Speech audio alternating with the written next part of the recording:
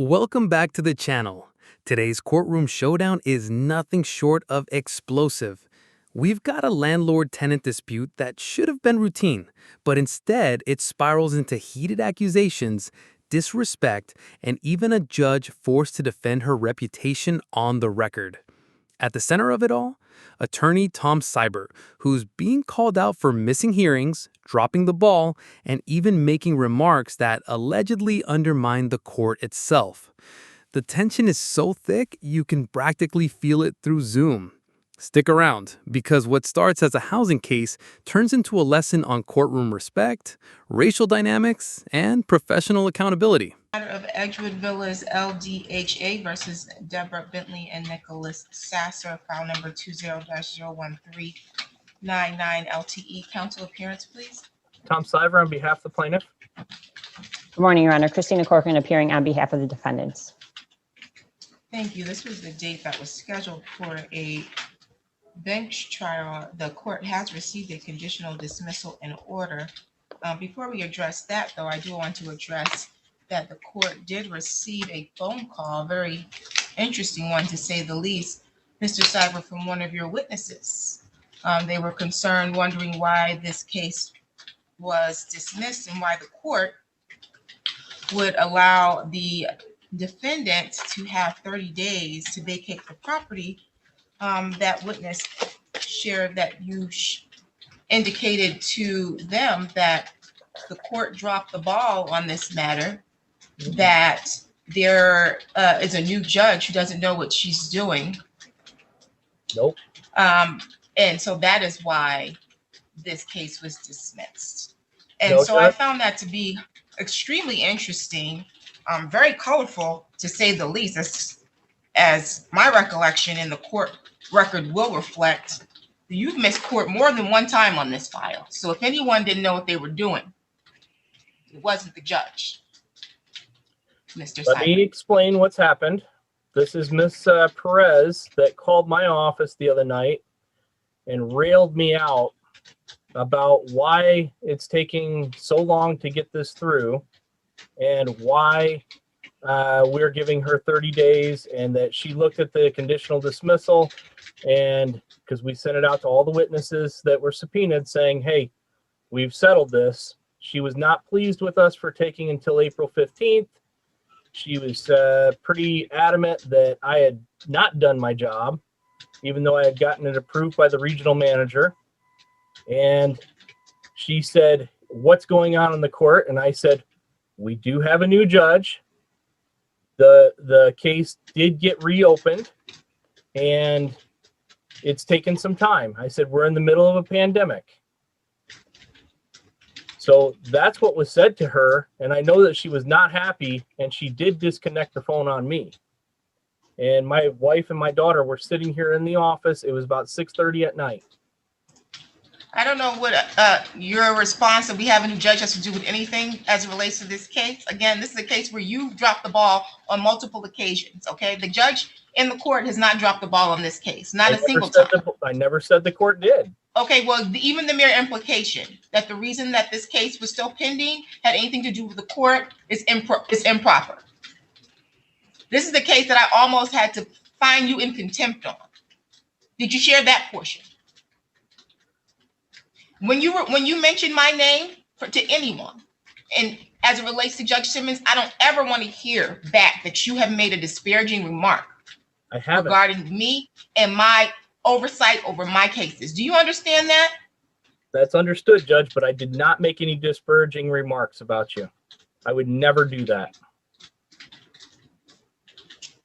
I will tell the court I found it extremely troubling, and whenever I missed the first hearing, because the notice was sent by the court to a Florida appeal box, and that is a retired attorney. That is not my father. It was not the address that was on the pleading. That issue has been resolved, and we've addressed that at length. We will not travel down that rabbit hole. There's a reason why that was sent to that address. The judge had nothing to do with that. It had nothing to do with the fact there was a new judge on the bench. Again, the mere implication that the reason why this case is resulting in a stipulated dismissal has anything to do with the judge is disgusting. She just wanted to know why it took so long, Judge. It had nothing to do with the judge. Maybe you should share that. I missed court a couple times. And so that tied up the case. This is where things hit another level. Notice how the judge calls out Cyber directly, point blank, asking if he ever bothered to admit to witnesses that he missed hearings, causing delays. This is critical because in law, credibility isn't just about facts, it's about candor. When an attorney hides their own mistakes but shifts the blame elsewhere, that cuts deep into professional ethics. The judge is basically saying, own up to your failures, don't pass the buck. And here's the big question for you watching. If your lawyer made excuses like this in your case, would you still trust them to fight for you? Drop your thoughts in the comments. Did you mention that part? You did not. No, So Judge. once again, you're free to tell whatever colorful stories regarding your It's not a representation of your colorful clients story, Judge. as you wish, but what you won't do is you won't disparage the court and you won't I disparage did my not. name in the I would process. never do that. And I I will not have your witnesses contacting the court concerned about statements that you've made to them. I haven't made statements like that. Do we need to get your witness on the phone? No. Okay. With that being said, I do have a conditional dismissal here. States here the defendants will vacate on April 15, 2020. Plaintiff agrees to provide a neutral reference in response to any inquiries.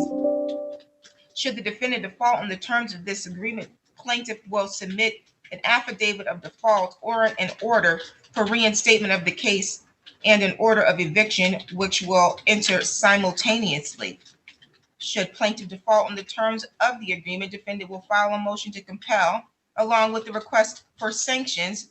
This order resolves all factual issues that were brought or could have been brought by either party under this suit as to the rent inhabitability, with the exception of enforcement of this settlement. This shall be considered a final order of the court, and the honorable court shall retain jurisdiction of this matter for the enforcement of the terms contained herein. This was signed by you, Mr. Cyber, as well as you, Ms. Corcoran. The court had no party in negotiating this agreement, nor did the court have any party or concern and interest in facilitating a dismissal by the parties. The court was prepared to move forward with a trial today. And so I wanted to put that on the record after getting, this is the second concerning call that I've gotten in the last 7 days with your name attached to it, Mr. Cyber. What was the first one, And so, Judge? well, we can address that at another time. But my request is that you keep my name out your mouth. Judge, I'm entitled to know what the complaints were. I told you, you can talk to me off the record on it. It has nothing to do with this case that we're Okay. on the record on. Okay. But what I said is you are to keep my name out of your mouth because apparently you have a problem with speaking the truth as it relates to my name. Ma'am. That's not true at all. I would request that you actually know what the conversation was. I can call my wife and have her on the phone. It was a very much. I'll allow you to call your wife long as you call Ms. Perez as well. Judge, if you judge with tenants and with the general citizen I don't need you to explain. population- I don't need you to explain anything to me about tenants. If you want to call your wife, that's your prerogative. I'll let you call your wife, and you can call Ms. Perez as well. Otherwise, I don't want to hear anything. Well, I'm not going to drag this on. I didn't say Thank you. anything disparaging Any additional about the matters court. for the record? Yes, I did Any not say additional matters for anything. the record? I did not say anything disparaging about the court or you. Thank you. I appreciate it. Any additional matters for the record? Ms. Corcoran. Thank you, Your Honor. Not for this case, but I will just say, Your Honor, that I've had the opportunity to be in courtrooms for 14 years, and that it is disheartening and disappointing that I have seen Mr. Seaver in action many times, and I've never seen him be as disrespectful to Judge DeLuca, Judge Cherry, or any of the other judges I've observed him with in the manner that he has disrespected Your Honor. And not that I'm not taking that on, that's his actions, but I just, because I understand hardships that you face as the judge, that I apologize that you had to endure these disrespects. I appreciate that. I understand and recognize as a Black woman in this position that these are issues that I would likely have to face. It's an unfortunate situation. It doesn't just contain itself to how he's handled himself in his representation of his clients, but there's been times where Mr. Cyber has been on this court and has paused it so he can handle an other matter, which is completely disrespectful. And if anyone has dropped the ball continuously, as evidenced by the record and live via Zoom, it's been Mr. Cyber. And so I should not be getting a phone call from anyone where it's been said to them that the reason why this case resulted in the dismissal that it's resulted in is because of any action taken by the court or inaction taken by the court. So it's very disturbing. I did grant Mr. Cyber a certain amount of grace early on that I can tell you right now I'll never do again. Well, It'll never happen. It'll never happen again. I'm not asking you to respond to my statement. Well, I'm not responding to your statement, but I am telling you if that's how you felt, I personally apologize to you as a person. I will tell you this. I grew up playing college football and football all the way from when I was a little kid. And I don't see people as male or female. I don't see them as white, black, Mexican, Asian, or anything. I see them as you're a judge, you hold a position, we respect you. I hold a position as an attorney. Okay, not a big deal. But I don't see you. You brought up that you see yourself as a Black woman. I see you as a judge. That's all I see you as. I didn't say I see myself as a Black woman. I am a Black woman. I see you as a judge. So you can say the response because I don't buy it. Okay. Just so we're clear. I don't care what sport you played. Well, I apologize to you as a human. Yeah, and you can apologize as the judge of the court too. As an attorney, you know that there is a decorum that you're supposed to have when you come before the court, and you've failed multiple times to approach this court and address this court that I preside over appropriately in a way that's respectable, in a way that an attorney is supposed to approach themselves. And so I appreciate Ms. Courtroom for addressing the fact that she's seen you in other courtrooms, because I wondered how you acted in other courtrooms. I'm inclined to believe that you wouldn't act this way before Judge Alderson. Judge, there's major issues when the court is taking JIS information and then it's affecting the lawyers. The court, meaning the judge, because I didn't take any information out of JIS. It wasn't the judge, it was the court, the staff that takes in the cases. When they do JIS and for addresses instead of the address that's on the pleading. What was your excuse for missing court last week? There's no excuse. I blew that one. Thank you. There's no excuse, period. You had notice of the court dates and you failed to appear. And even if the information was taken out of JIS and you disagree with how that information was retrieved by the clerk's office. I dropped the ball last week, Judge. I told you I dropped the ball. I had it. Share that with Ms. Perez. Don't share that with the court. The court noted that you dropped the ball. Any additional matters for the record? So let's wrap this up.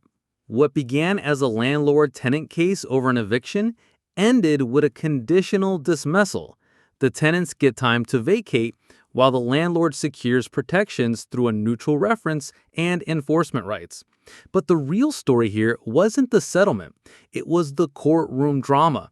We saw an attorney repeatedly chastised for disrespect, a judge drawing a line in the sand about integrity, and even broader issues of professionalism and bias raised in open court. These moments remind us, judges aren't just referees. They defend the system itself. What do you think? Was the judge too harsh? Or did Attorney Cyber get exactly what he deserved? Let us know in the comments. And if you found this breakdown eye-opening, don't forget to like this video, share it with others, and subscribe for more real-life courtroom drama dissected.